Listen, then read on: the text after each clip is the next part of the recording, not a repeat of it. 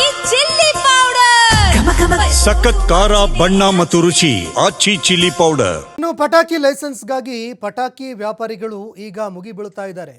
Licence ನನಗಬೇಕು ಅಂತ ದೀಪಾವಳಿಗೂ ಮುಂಚೆ ಪಟಾಕಿ ಲೈಸೆನ್ಸ್ ಪಡೆದುಕೊಳ್ಳೋದಕ್ಕೆ ಈಗ ಪೈಪೋಟಿಗೆ ಬಿದ್ದಿದ್ದಾರೆ. ಕಮಿಷನರ್ ಕಚೇರಿಯ ಕೌಂಟರ್ನಲ್ಲಿ ವ್ಯಾಪಾರಿಗಳು ಸರತಿ ಸಾಲಿನಲ್ಲಿ ನಿಂತು ಪರ್ಮಿಷನ್ ಪಡ್ಕೊಳ್ಳೋದಕ್ಕೆ ಅಂತ ಕಾಯ್ತಾ ಇದ್ದಾರೆ. ವ್ಯಾಪಾರಿಗಳ ಸರತಿ ಸಾಲು ಕಂಡು ಬಂದಿದೆ. ಕೌಂಟರ್ನಲ್ಲಿ 4 ಕೌಂಟರ್ಗಳ ಮೂಲಕ ಅರ್ಜಿಗಳ ದಾಖಲಾತಿ ಸ್ವೀಕೃತ ಮಾಡಲಾಗ್ತಾ ಇದೆ. ಅಂದರೆ ಯಾರ್ಯಾರು ಅರ್ಜಿ ಹಾಕ್ತಾ ಇದ್ದಾರೆ ಅವರ ಅರ್ಜಿ ಪಡೆದುಕೊಳ್ಳಲಾಗ್ತಾ ಇದೆ.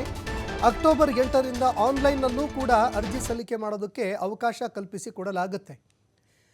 8ರಿಂದ ಆನ್ಲೈನ್ನಲ್ಲಿ ಅರ್ಜಿ ಸಲ್ಲಿಕೆ ಮಾಡೋದಕ್ಕೆ ಅವಕಾಶ ಕೊಡಲಾಗಿತ್ತು. ಸಲ್ಲಿಕೆ ಮಾಡಿರುವಂತಹ ಅರ್ಜಿಗೆ ದಾಖಲಾತಿ ವೆರಿಫಿಕೇಷನ್ಗೆ ವ್ಯಾಪಾರಿಗಳು ಬಂದಿದ್ದಾರೆ. ಅಂದರೆ ಆನ್ಲೈನ್ನಲ್ಲಿ ಏನು ಅಪ್ಲಿಕೇಶನ್ ಹಾಕಿದ್ದಾರೆ, ಏನೆಲ್ಲ ಡಾಕ್ಯುಮೆಂಟ್ಸ್ಗಳನ್ನು ಕೊಟ್ಟಿದ್ದಾರೆ, ಅದರ ಒಂದು ಒರಿಜಿನಲ್ ಡಾಕ್ಯುಮೆಂಟ್ಸ್ಗಳನ್ನು ತಂದು ಈಗ ಅಧಿಕಾರಿಗಳ ಕೈಯಲ್ಲಿ ವೆರಿಫಿಕೇಷನ್ ಮಾಡಿಸ್ಕೊಂಡಿದ್ದಾರೆ. ಈ ಬಾರಿಯೂ ಕೂಡ ಲಾಟರಿ ಮುಖಾಂತರ ಲೈಸೆನ್ಸ್ಗೆ GBA ಮುಂದಾಗ್ತಾ ಇದೆ. ಲಾಟರಿ ಎತ್ತೋ ಮೂಲಕ ಲೈಸೆನ್ಸ್ ಕೊಡೋದಕ್ಕೆ ಅಂತ GBA ಮುಂದಾಗ್ತಾ ಇದೆ. ಈ ಬಾರಿ ಹಬ್ಬದ ಹಿಂದಿನ 5 ದಿನ ಮಾತ್ರ ಪಟಾಕಿ ಮಾರಾಟಕ್ಕೆ ಅವಕಾಶ ನೀಡಲಾಗುತ್ತೆ. ದೀಪಾವಳಿ ಹಬ್ಬಕ್ಕಿಂತ ಮುಂಚೆ 5 ದಿನಗಳ ಮುಂಚಿನಿಂದ ಪಟಾಕಿ ಮಾರಾಟ ಮಾಡೋದಕ್ಕೆ ಅವಕಾಶ ಇರುತ್ತೆ. ಅತ್ತಿ ಬೆಲೆ ಚಾಮರಾಜಪೇಟೆ ದುರಂತ ಬಳಿಕ ಪೊಲೀಸ್ ಇಲಾಖೆ ತುಂಬ ಎಚ್ಚೆತ್ತುಕೊಂಡಿದೆ. ಈ ಹಿಂದೆ ಅತ್ತಿ ಬೆಲೆಯಲ್ಲಿ ಚಾಮರಾಜಪೇಟೆಯಲ್ಲಿ ಏನು ಪಟಾಕಿ ದುರಂತ ಸಂಭವಿಸಿತ್ತು, ಅದಾದ ನಂತರ ಈಗ ಕಟ್ಟುನಿಟ್ಟಿನ ಕ್ರಮಗಳನ್ನು ಕೈಗೊಳ್ಳಲಾಗ್ತಾ ಇದೆ. ಈ ಪೊಲೀಸ್ ಅಧಿಕಾರಿಗಳ ಮಾತನ್ನು ಮೀರಿ ಪಟಾಕಿ ಶೇಖರಣೆ ಮಾಡಿದ್ದೇ ಆದರೆ ಕಾನೂನಾತ್ಮಕವಾಗಿ ಕ್ರಮ ಕೈಗೊಳ್ಳಲಾಗುತ್ತೆ. ಪರ್ಮಿಷನ್ ಇಲ್ಲದೆ ಪಟಾಕಿ ಶೇಖರಣೆ ಮಾಡೋದಕ್ಕೆ ಅವಕಾಶ ಇಲ್ಲ. ಯಾವುದೇ ಗೋಡೌನ್ನಲ್ಲೂ ಕೂಡ ಅಕ್ರಮವಾಗಿ ಪಟಾಕಿ ಶೇಖರಣೆ ಮಾಡಿದ್ದೇ ಆದರೆ ಅವರ ವಿರುದ್ಧ ಕೇಸ್ ದಾಖಲು ಮಾಡಲಾಗುತ್ತೆ. ಪಟಾಕಿ ಸೀಜ್ ಮಾಡೋದ್ರ ಜೊತೆಗೆ ಯಾರು ಆ ಒಂದು ಗೋದಾಮಿನ ಮಾಲೀಕರು ಇರ್ತಾರೆ ಅವರ ಮೇಲೂ ಕೂಡ ಕ್ರಮ ಕೈಗೊಳ್ಳೋದಕ್ಕೆ ನಿರ್ಧಾರ ಮಾಡಲಾಗಿದೆ. ಇನ್ನು ಮೊದಲನೇ ಬಾರಿಗೆ ಎಲ್ಲ ಮಳಿಗೆಗಳಲ್ಲೂ CCTV ಅಳವಡಿಕೆ ಮಾಡುವಂಥದ್ದು ಕಡ್ಡಾಯ ಅಂತ ಹೇಳಲಾಗಿದೆ. ಅಂದರೆ ಕೇವಲ ಒಂದು ಗೋದಾಮು ಅಂಗಡಿ ಇಷ್ಟಕ್ಕೆ ಮುಗಿದು ಹೋಗಲ್ಲ, CCTV ಕೂಡ ಅಳವಡಿಕೆ ಮಾಡಬೇಕಾಗುತ್ತೆ.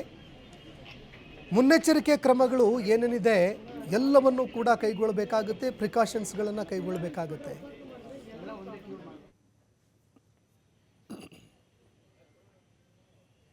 ಪಟಾಕಿ ಲೈಸೆನ್ಸ್ಗೆ ತಾತ್ಕಾಲಿಕವಾಗಿ ಕರೆದಿದ್ದಾರೆ. ಅಪ್ಲಿಕೇಶನ್ಗೆ ಹಾಕಕ್ಕೆ ಎಲ್ಲರೂ ಬಂದಿದ್ದೀವಿ. ಸೊ ಇದು ಯಾವ ಥರ ಪ್ರಕ್ರಿಯೆ ಆಗುತ್ತೆ ಅಂದರೆ ಇದು ಲಾಟ್ರಿ ಮುಖಾಂತರ ಅಪ್ಲೈ ಆಗುತ್ತೆ. ಸೊ ಎಲ್ಲರೂ ಪ್ರತಿ ವರ್ಷದಂತೆ ಈ ಸಲಿನೂ ಬಂದಿದ್ದೀವಿ ಅಪ್ಲಿಕೇಶನ್ ಹಾಕಕ್ಕೆ. ಈ ಸಲ ಏನು ಮುಂಚೆ ಥರನೇ ಸೇಮ್ ರೂಲ್ಸ್ ಅಂಡ್ ರೆಗ್ಯುಲೇಷನ್ ಇದೆ. ಸೊ GST ಕಡ್ಡಾಯ ಆಗಿದೆ.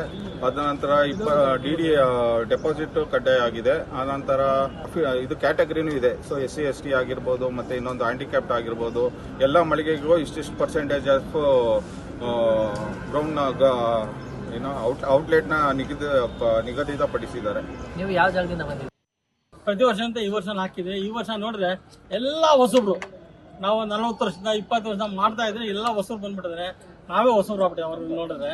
ಆದರೆ ಈ ಸಲ ಸಿಸ್ಟಮ್ ಚೆನ್ನಾಗಿ ಮಾಡಿದ್ದಾರೆ. ಪೊಲೀಸ್ ಕಮಿಷನರು ಮೀಟಿಂಗ್ ಕರೆದಿದ್ರು, ಎಲ್ಲರದ್ದು ಇದೆಲ್ಲ ಕಷ್ಟ ಸುಖ ಎಲ್ಲ ಕೇಳಿದ್ರು, ಅದೇ ಥರ ಮಾಡಿದ್ದಾರೆ. ಸಿಸ್ಟಮ್ಸ್ ತುಂಬ ಈಸಿಯಾಗಿ ಮಾಡಿದ್ದಾರೆ.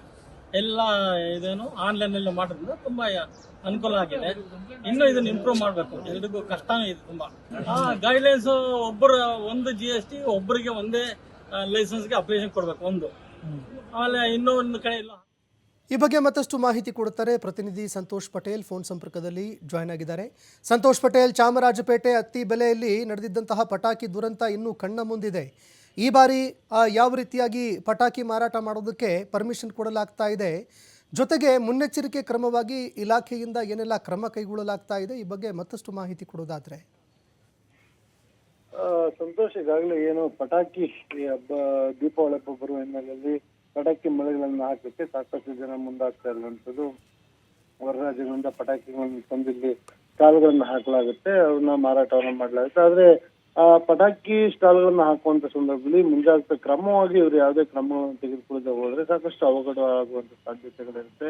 ಹಿಂದೆ ಕೂಡ ಇಂಥ ಇನ್ಸಿಡೆಂಟ್ಗಳು ಆಗಿದೆ. ಅದರಲ್ಲೂ ವಿಶೇಷವಾಗಿ ಚಾಮರಾಜಪೇಟೆಯಲ್ಲಿ ಆದಂತ ಪ್ರಕರಣ ಇರ್ಬೋದು, ಅದ್ರ ಜೊತೆಗೆ ಇಲ್ಲಿ ಆನೇಕಲ್ ಭಾಗದಲ್ಲಿ ನಡೆದಂತ ಪ್ರಕರಣಗಳಿರ್ಬೋದು. ಇನ್ನೂ ಕೂಡ ಜೀವಂತವಾಗಿರುವಂತದ್ದು ನಮ್ಗೆ ನೋಡ್ಲಿಕ್ಕೆ ಅಂದ್ರೆ ಒಂದು ಚಿಕ್ಕ ನಿರ್ಲಕ್ಷ್ಯದಿಂದ ಆಗುವಂತ ಅವಘಡದಿಂದ ಸಾಕಷ್ಟು ಜನರ ಪ್ರಾಣಕ್ಕೆ ಕುತ್ತು ಬರುವಂತ ಸಾಧ್ಯತೆಗಳಿದೆ. ಈ ಕಾರಣಕ್ಕಾಗಿ ಈ ಸಲ ಪೊಲೀಸ್ ಅಧಿಕಾರಿಗಳು, ಬಿಬಿಎಂಪಿ ಅಧಿಕಾರಿಗಳು, ಅದರ ಜೊತೆ ಅಗ್ನಿಶಾಮಕ ಸಿಬ್ಬಂದಿಗಳೇನೆಲ್ಲರೂ ಕೂಡ ಒಂದು ಸಭೆಯನ್ನ ಮಾಡಿ ಯಾವ ರೀತಿಯಾಗಿ ಪಟಾಕಿ ಮಳಿಗೆಗಳನ್ನ ಮಾಡಬೇಕು, ಎಲ್ಲಿ ಮಾಡಬೇಕು, ಸೊ ಯಾವ ವಾತಾವರಣದಲ್ಲಿ ಪಟಾಕಿ ಮಳಿಗೆಗಳನ್ನ ಮಾಡಿದ್ರೆ ಸರಿ ಹೋಗುತ್ತೆ, ಒಂದು ವೇಳೆ ಯಾವ್ದಾದ್ರು ಆಕಸ್ಮಿಕವಾಗಿ ಅವಘಡಗಳು ಆದ್ರೂ ಕೂಡ ಅದನ್ನ ಯಾವ ರೀತಿಯಾಗಿ ತಡಿಲಿಕ್ಕೆ ಮುಂಜಾಗ್ರತಾ ಕ್ರಮವನ್ನ ಮಾಡ್ಕೋಬೇಕು ಅಂತ ಹೇಳಿ ಎಲ್ಲಾ ರೀತಿಯ ಸಭೆಗಳನ್ನ ಮಾಡಿ ಪ್ಲಾನ್ ಮಾಡ್ಕೊಂಡಿರುವಂತದ್ದು. ಅದರಂತೆ ಎಲ್ಲರೂ ಕೂಡ ಆಯಾ ಪೊಲೀಸ್ ಠಾಣಾ ವ್ಯಾಪ್ತಿಯಲ್ಲಿ ಮೊದಲು ಅನುಮತಿಯನ್ನ ಪಡ್ಕೊಳ್ಬೇಕಾಗುತ್ತೆ. ಆನ್ಲೈನ್ ನಲ್ಲಿ ಅಪ್ಲಿಕೇಶನ್ ಹಾಕ್ತಾರೆ. ನಂತರ ನಗರ ಪೊಲೀಸ್ ಆಯುಕ್ತರ ಕಚೇರಿಗೆ ಹೋಗ್ಬೇಕು. ಅಲ್ಲಿ 4 ತೆರೆದ ವಿಂಡೋಗಳನ್ನ ಮಾಡಿದ್ದಾರೆ. ಅಲ್ಲಿ ಹೋಗಿ ಪರ್ಮಿಷನ್ ಅನ್ನು ಕೊಡ್ತಾರೆ. ಅದಾದ ನಂತರ ಬಿಬಿಎಂಪಿ ಅಧಿಕಾರಿಗಳು, ಅಗ್ನಿಶಾಮಕ ಸಿಬ್ಬಂದಿ ಏನಿದೆ ಇವರೆಲ್ಲರೂ ಬಳಿ ಕೂಡ ಇವರು ಅನುಮತಿಯನ್ನ ಪಡ್ಕೊಳ್ಬೇಕಾಗುತ್ತೆ. ಅದರ ಜೊತೆಗೆ ಪ್ರತಿ ಈ ಪಟಾಕಿ ಮಳಿಗೆಯನ್ನ ಹಾಕ್ತಾರೆ ಅಲ್ಲಿಗೆ ಒಂದು ಸಿಸಿ ಕ್ಯಾಮ್ರಾಗಳನ್ನ ಅಳವಡಿಕೆಯನ್ನ ಮಾಡ್ಬೇಕಾಗತ್ತೆ. ಸಿಸಿ ಕ್ಯಾಮ್ರಾಗಳನ್ನ ಅಳವಡಿಕೆಯನ್ನ ಮಾಡೋದ್ರಿಂದ ಯಾವುದೇ ರೀತಿಯ ಅವಘಡಗಳು ನಡೆದ್ರೆ ಅದ್ರ ಜೊತೆಗೆ ಅಲ್ಲಿ ಯಾವ ರೀತಿಯಾಗಿ ಮಳಿಗೆ ಹಾಕುವಂತ ಮಾಲೀಕರುಗಳು ನಡೆದುಕೊಳ್ತಾರೆ ಅನ್ನೋದ್ರ ಬಗ್ಗೆ ಕೂಡ ದೃಶ್ಯಗಳು ಇರ್ತವೆ. ಹೀಗಾಗಿ ಮುಂಜಾಗ್ರತಾ ಕ್ರಮವಾಗಿ ಆಯಾ ಪೊಲೀಸ್ ಠಾಣಾ ವ್ಯಾಪ್ತಿಯಲ್ಲಿ ಎಲ್ಲಿ ಮಳಿಗೆಗಳನ್ನ ಹಾಕಿರುತ್ತೆ ಅವರು ಅದನ್ನ ಮೇಲುಸ್ತುವಾರಿಯನ್ನು ನೋಡ್ಕೊಳ್ಬೇಕಾಗುತ್ತೆ. ರೆಸಿಡೆನ್ಷಿಯಲ್ ಏರಿಯಾದಿಂದ ಸ್ವಲ್ಪ ಹೊರಭಾಗದಲ್ಲಿ ಅಂದ್ರೆ ಮೈದಾನಗಳಲ್ಲಿರ್ಬೋದು, ಸ್ವಲ್ಪ ಜನಜಂಗುಳಿ ಓಡಾಟ ಕಡಿಮೆ ಇರುವಂತ ಜಾಗದಲ್ಲಿ ಇದನ್ನ ಹಾಕ್ಲಿಕ್ಕೆ ಪ್ಲಾನ್ ಮಾಡ್ಕೊಳ್ಳಿರುವಂತದ್ದು. ಅದ್ರ ಜೊತೆಗೆ ಯಾವುದೇ ರೀತಿಯ ಅಗ್ನಿ ಅವಘಡ ಆಗದ ರೀತಿಯಲ್ಲಿ ಮೊದಲೇ ಮುಂಜಾಗ್ರತಾ ಕ್ರಮವನ್ನು ಕೂಡ ತೆಗೆದುಕೊಳ್ಬೇಕಾಗತ್ತೆ.